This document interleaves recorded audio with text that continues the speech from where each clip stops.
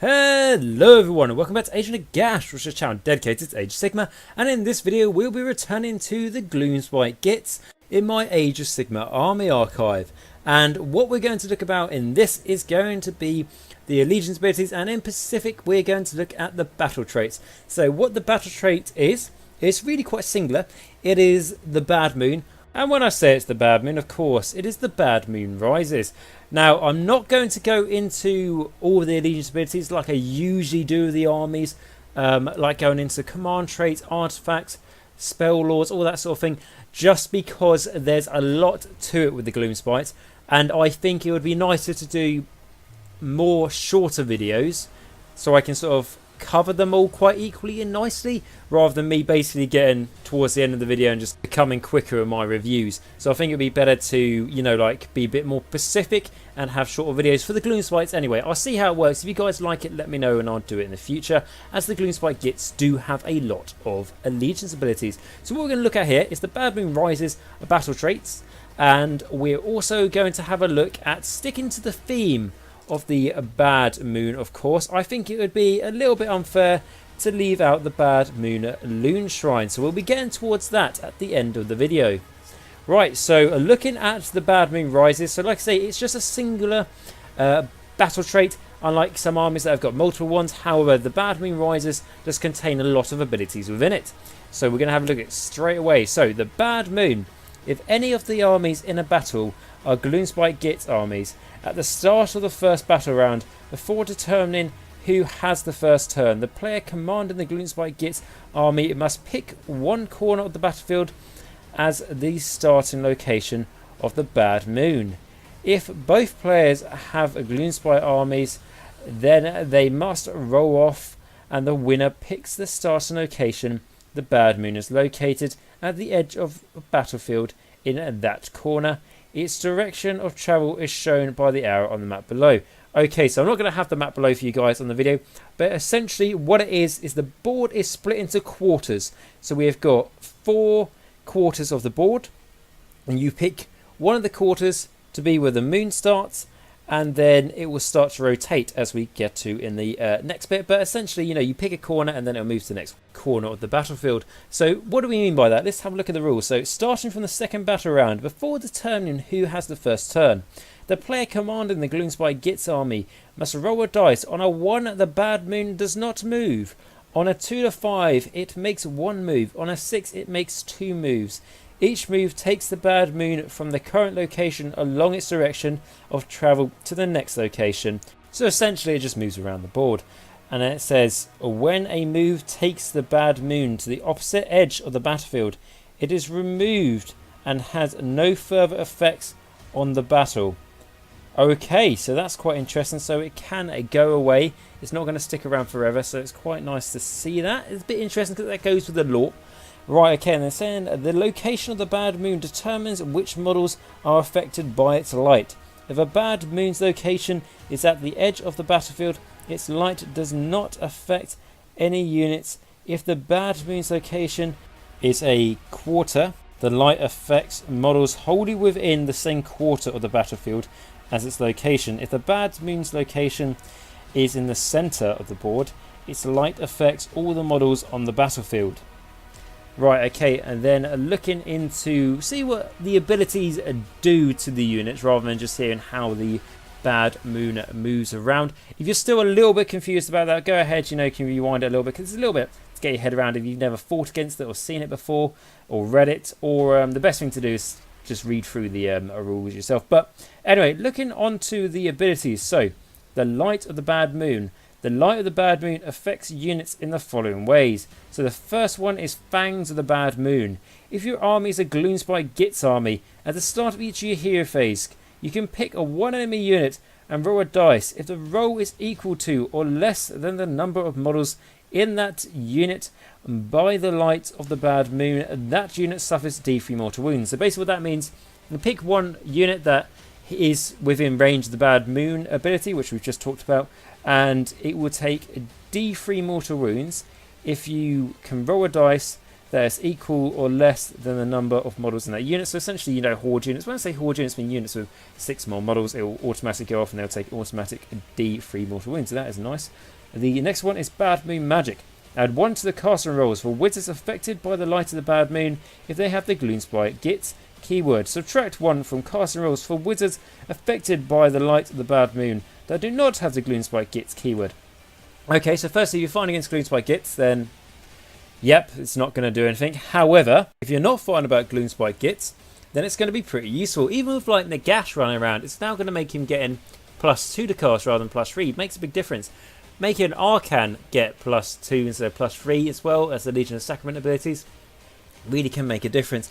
And then just for armies, like a perfect example is the Flesh-Eater Court army. To be honest, I can't think of a better example because the Flesh-Eater Courts, everyone raves about how powerful they are. And yes, the Dragon Build army is powerful. And yes, they have lots of nasty spells that can increase their combat effectiveness. However, all that synergy pretty much relies on spells, particularly for the the non-zombie dragon list. Most of the synergy and abilities rely on the spells Flesh-Eater Courts, and everyone reads their rules and thinks basically automatically they're getting the spells off. They're not, unless you really want to build it. I think they can only get +2 to cast from their army book, from what I remember from their battle tome.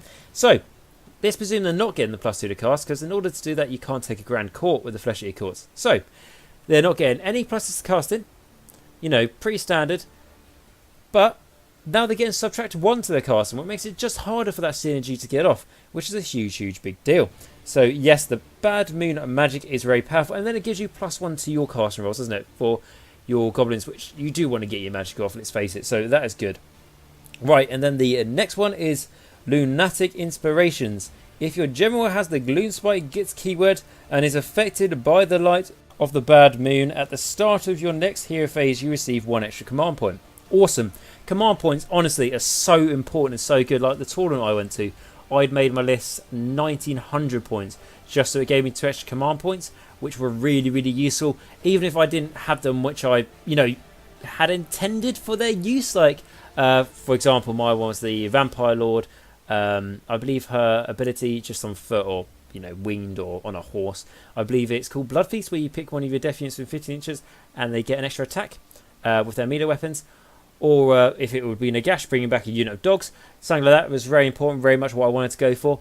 But even if that didn't come up, but it was just like to get that reroll to charge, or to make that run an automatic 6, or to just pass that battle shot, wasn't particularly important for me, the battle shot one, but it just shows how useful it is, particularly with the Gloomspite Gitz.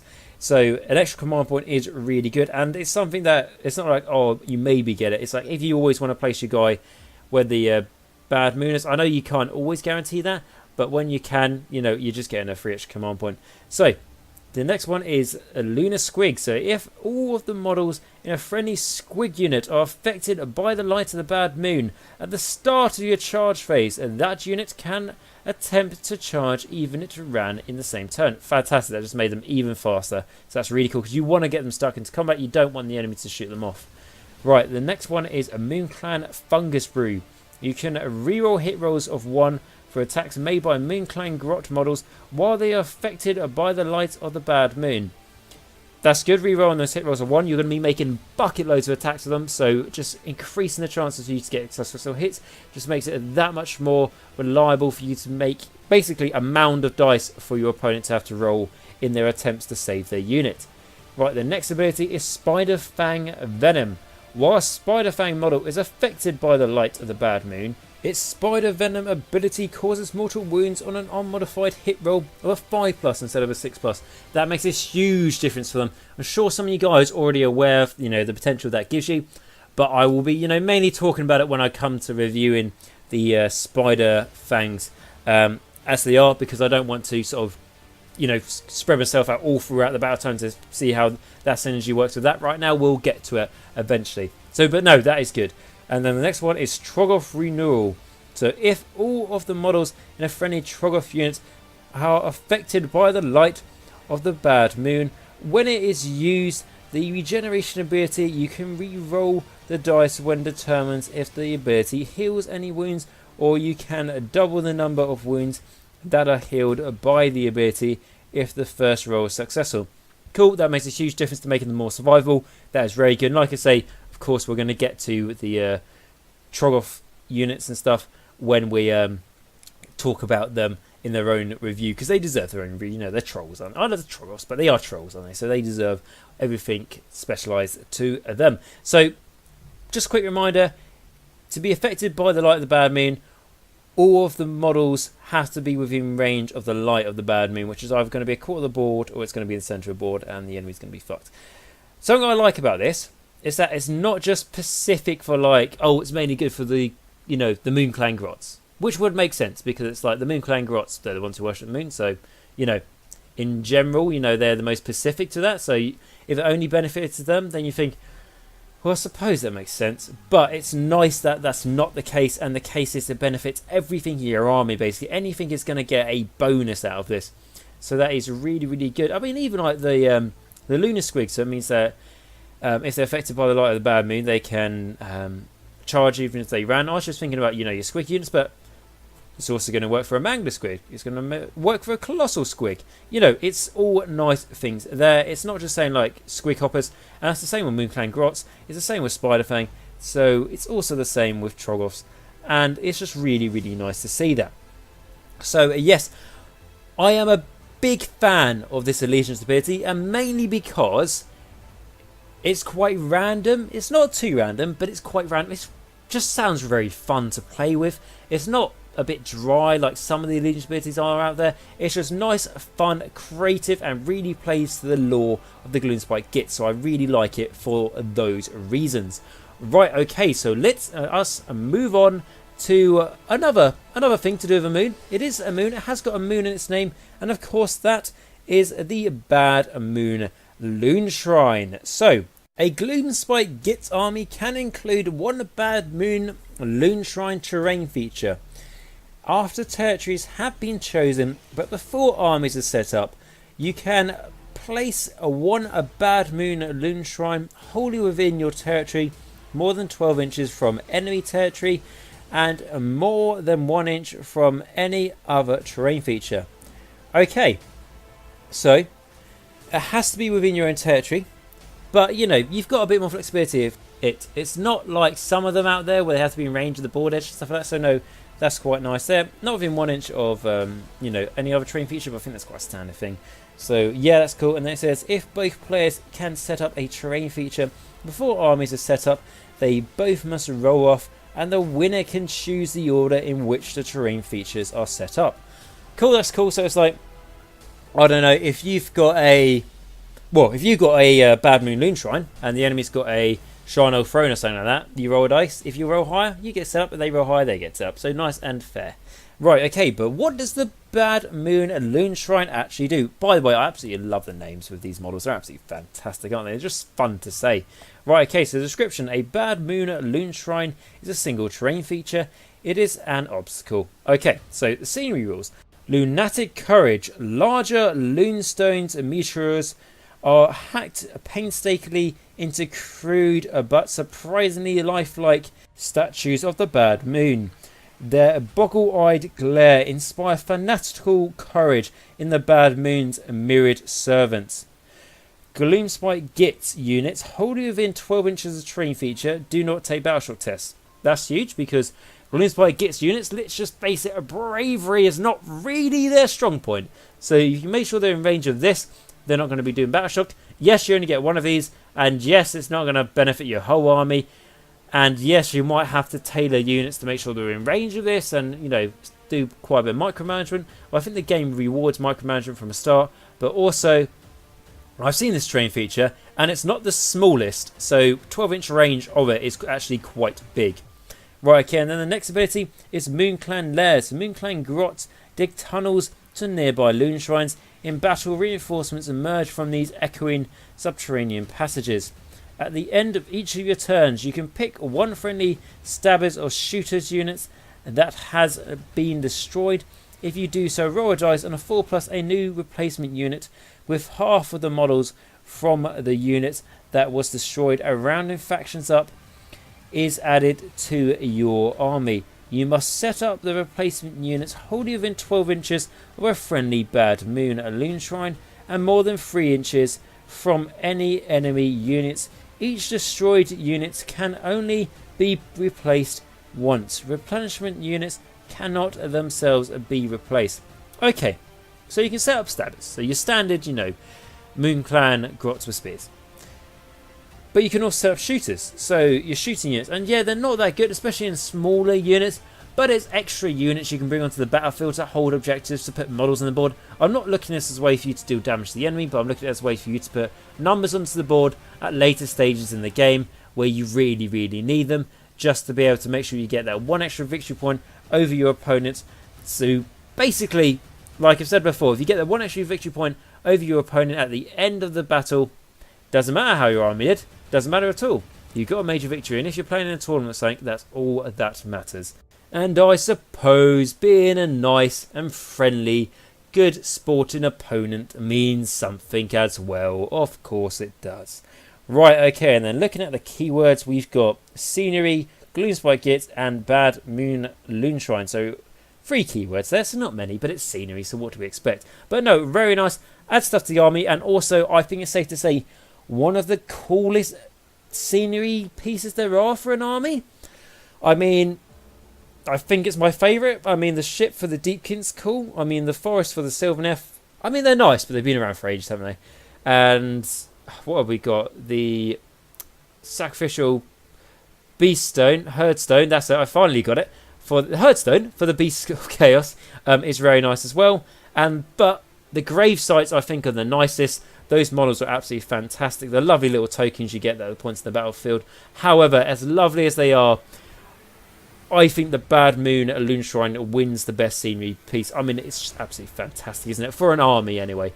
It is lovely. And, guys, so with that, I'm going to put an end to the video, because I don't really want to, like I said, go into all the allegiance abilities for all the command traits, artifacts of power, lore, spells, and all those sorts of things. I would rather do that more specifically in their own videos. I think that would make a lot more sense, and I reviewed the allegiance abilities in this, being the BAD MOON Rises. So essentially this video has all been about the BAD MOON and how it's going to affect your army on the battlefield, or if you're fighting this army, how it's going to enhance the enemy's army and chuck lots of nasty sneaky things at yourself. Right, guys, so if you've enjoyed this video, please like, subscribe, and comment down below, as that all does massively help me, and it's absolutely free for you guys to do so. If you guys play Gloomspite Gitz, please comment down below and give some advice, give some tactics, something just so, not just for me, but for everyone can benefit from, be absolutely great. I'd be really interested here, generally, guys. Right, so like I say, if you did enjoy the video, please like, subscribe, comment down below. That's all fantastic. Readers help us absolutely free. If you'd like to support the channel a step further, I have now set up a Patreon account, and this is the account which allows me to get support to the channel without me having to put up annoying adverts all over the channel, which I'd really hate to do. So the money really is good because it helps towards me getting new battle tones for the channel, for me to be able to review, especially for armies that I don't collect, a new microphone, working on that, a new camera. Well, when I say a new camera, I just basically mean a camera that's semi-good. Would be really, really nice. Means I can start doing battle reports again and things like that, unboxings, better hobby and chat, community videos and all those sorts of things. But also the money really helps towards my motivation for me to be able to justify the time doing the videos on YouTube, because of course YouTube doesn't pay YouTubers like me, the ones who don't have adverts and all those sorts of things. Right, so that would be absolutely great if you could, guys. There'll be a link in the description down below. If you can't, I completely understand, and I'm really glad that you just checked out this video. But on that note, I'd like to thank my vampires on Patreon, which are tier 2, and these are people who donate at least $5 a month. That really goes to help the channel. And this is to Max, Martin, Simon, and Carl. So again, guys, thank you very much for your donations. Like I've just listed there before, it's all going towards a great thing. So thank you very much for your continued support, and hopefully we'll see the fruit of that at some point in the future, in not too long. So guys, like I say, I thank you very much for watching this video, and remember, until next time, Nagash is all, and all is one in Nagash.